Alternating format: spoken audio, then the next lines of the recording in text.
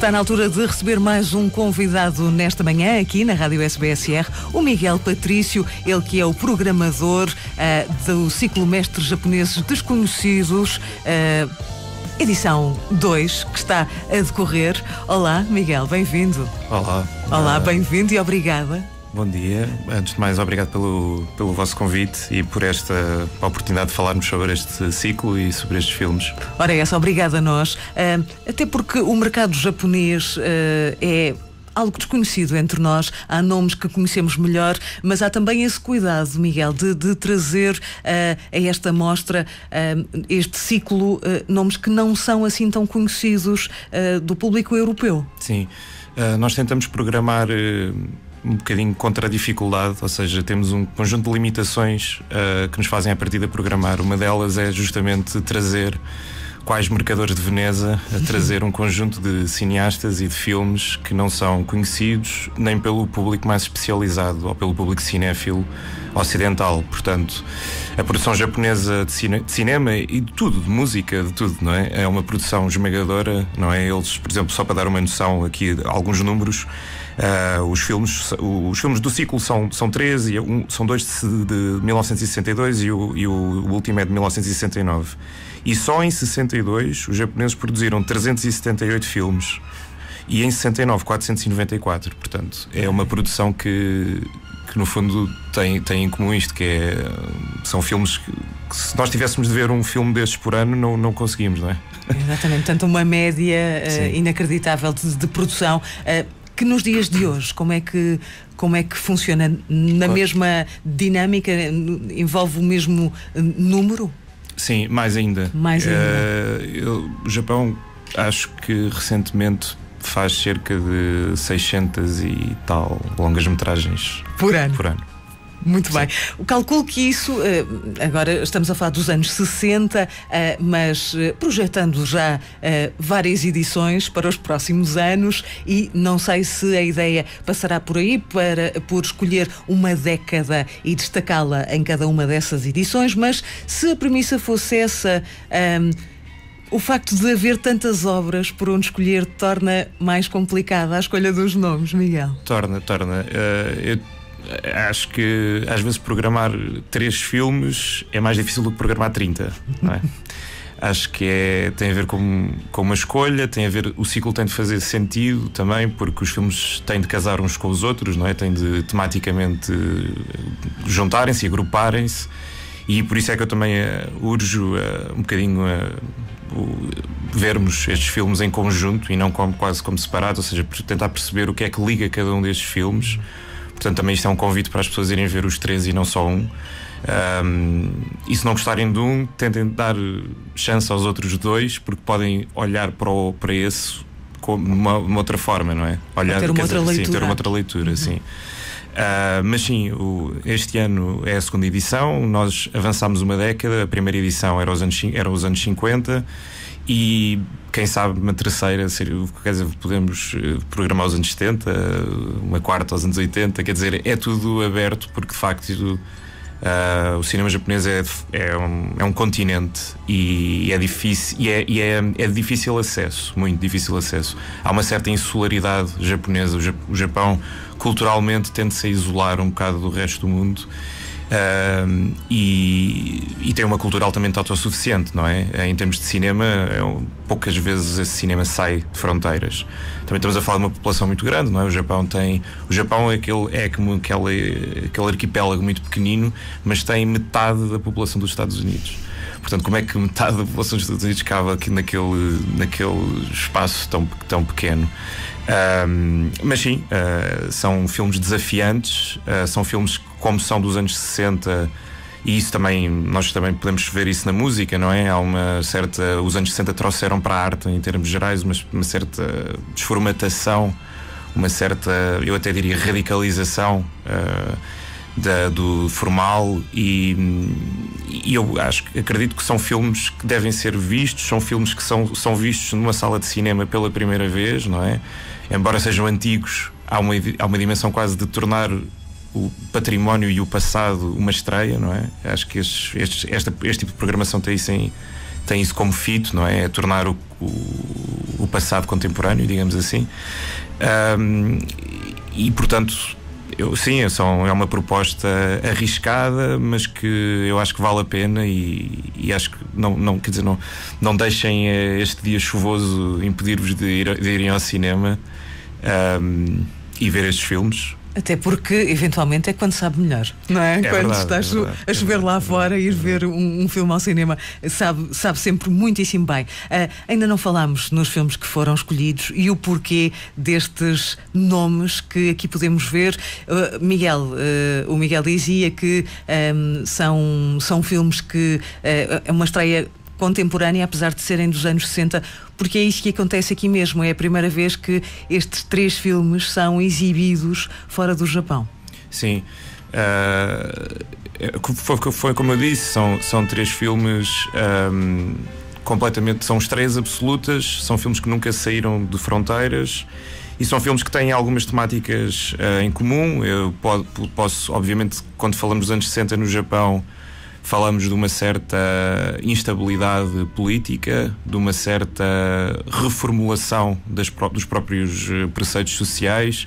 Por exemplo, estes filmes, até pelos títulos podemos ver isso, não é? Há 2 títulos que têm a palavra mulher, portanto são filmes que também refletem essa condição, não é? Essa condição do pós-guerra, o avanço da sociedade ou o retrocesso. Portanto, também são filmes muitas vezes críticos em relação àquilo que se chamou o milagre económico japonês dos anos 70, portanto são filmes que olham para essas mudanças sociais com um olhar muito arguto e com um olhar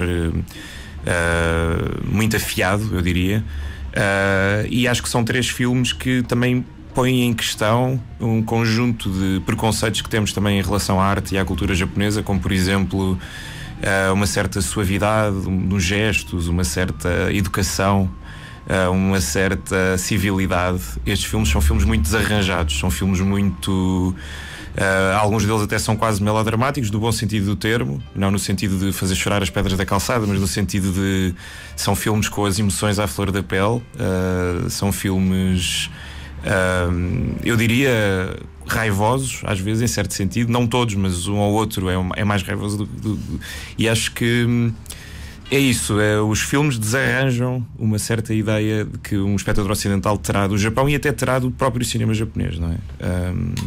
E portanto, sim. Será por isso mesmo, por serem um espelho do que acontecia, do que se vivia naquela altura? Sim, os anos 60, como eu disse, uma altura de grande instabilidade política, social. O próprio Japão, em 68 e 69, teve aquilo que podíamos chamar uma espécie de maio de 68. Teve um movimento estudantil e um dos filmes é de 69 e o filme de 69 reflete um bocado isso. E sim, são filmes que transparecem esse presente histórico, mas transformam-no de alguma forma, e transformam às vezes de uma maneira bastante indireta. Portanto, não são filmes também completamente históricos ou em que a história é necessária para a compreensão. A história é provavelmente uma muleta de compreensão, mas também não são filmes de museu, não é? Isso é importante. Acho que são filmes que, pelo menos essa é a nossa tentativa, é que um espectador consiga ir a uma sala e ver um filme destes, a preto e branco, em CinemaScope, portanto formato lindo, que infelizmente já não é muito usado, mas que um espectador vá à sala e consiga olhar para estes filmes como se fossem novos. E que filmes são? Temos estado a falar deles. Que filmes são? Apresente-nos, por favor, os filmes, Miguel. Johnny Coração de Vidro, de 62, A Vida de uma Mulher, de 62 e A Mulher que eu Abandonei, de 69. Não se deixem confundir pelos 2 últimos títulos, A Vida de uma Mulher e A Mulher que eu Abandonei, porque são 2 filmes diferentes, muito diferentes. E pronto, são estes 3 filmes, sim. Estão ainda, é possível vê-los ainda no Cinema City Alvalade até ao dia 9, portanto até amanhã. Sim, eu gostava em relação a isso gostava de dizer uma coisa. Nós temos mais 2 dias de exibição no Cinema City de Alvalade. Portanto, a sessão há 4 sessões diárias, uma às 3, uma às 5h15, uma às 7h30 e uma às 9h45. Convido-vos a todos a estarem presentes para a última sessão comercial do ciclo, que é amanhã às 9h45, em que terá uma conversa comigo e com o Pedro Mexia sobre o filme, e o filme é A Mulher que eu Abandonei. Os filmes vão estrear no Porto na quinta-feira e vão estar em exibição nesta quinta-feira, e vão estar em exibição no Teatro Campo Alegre até dia 23 de novembro, portanto são quase 2 semanas de sessões. E alguma dúvida, e quem quiser pesquisar mais ou ter uma sensação dos horários, porque como são 3 filmes, os horários vão rodando, e isso é importante, às vezes pode ser um bocado confuso para um espectador comum, mas esses horários estão todos no Facebook da página da Stone and the Plot, que é a distribuidora e a produtora. Exatamente. E a importância também, falávamos disso em off, a importância que é ter as distribuidoras a assumir também aqui este papel tão importante de trazer estes filmes que poderiam estar eventualmente perdidos, não é? E no âmbito deste ciclo, trazerem até nós então estas obras que, já sabem, podem ser vistas até amanhã no Cinema City Alvalade, depois no Porto, a partir de dia 10 e até dia 23 de novembro no Teatro Municipal do Porto, no Rivoli. Miguel Patrício, agora numa nota mais pessoal, e antes de trazer à antena a proposta musical que vai fechar aqui esta nossa conversa, uma curiosidade. Eu percebi, entretanto, quando preparava esta nossa conversa, que o Miguel apresentou uma dissertação para mestrado, precisamente aqui sobre o tema do cinema japonês. Quando é que surgiu este fascínio, Miguel? Se assim posso chamar. Eu acho que é uma monomania, até mais do que um fascínio, é uma monomania, e surgiu quando eu era muito novo, portanto, quando tinha 12 anos, vi um filme na RTP2, um filme do Takeshi Kitano, que se chama Sonatine. Está distribuído em Portugal, acho que ainda há DVDs, e acho que é um filme de fácil acesso, relativo fácil acesso. E foi um filme que eu não devia ter visto aos 12 anos, porque é um filme para maiores de 18. E vi numa noite de verão na RTP2, e a partir daí nunca mais fui o mesmo. Sim, é mesmo verdade. E entretanto depois já reviu o filme mais tarde e olhou para ele de outra forma? Variadíssimas vezes. Acho que é um filme que eu sei de cor e salteado. É o culpado disto tudo, portanto, em certo sentido. Mas sim, já ouvi variedíssimas vezes, sim. Tão bom. Agora sim, Miguel, para fecho de conversa, qual é que foi a proposta que escolheu? Eu escolhi o I Am the Walrus dos Beatles, porque acho que tem a ver com esta questão dos anos 60. Há um dos filmes que até é bastante psicadélico, eu diria. E acho que é importante. Acho que o I Am the Walrus tem uma coisa que eu gosto muito, e os Beatles dessa fase, e esse grande álbum, que eu acho que é um álbum até na discografia dos Beatles um bocadinho subvalorizado, que é o Magical Mystery Tour. E os Beatles têm uma coisa que há um certo absurdo na vida, na música, há um certo gosto pelo absurdo, e eu acho que há qualquer coisa nesta proposta, e há qualquer coisa até no próprio espectador que vai ver estes filmes, que é algo de absurdo por um lado e por outro de milagroso, eu diria. E portanto, aquilo que eu acho que é o melhor repto para, até não sei, para encerrarmos esta conversa, será eu dizer ao espectador e ao ouvinte da SBSR que sejam um bocado morsas e que vão ver cinema japonês. The Beatles, então, para o fecho de conversa com Miguel Patrício, programador do ciclo Mestres Japoneses Desconhecidos, segunda edição, que, relembro, está a acontecer até amanhã no Cinema City Alvalade, e decorre depois de 10 a 23 de novembro no Teatro Municipal do Porto, no Rivoli. Muito obrigada, Miguel, mais uma vez. Obrigada.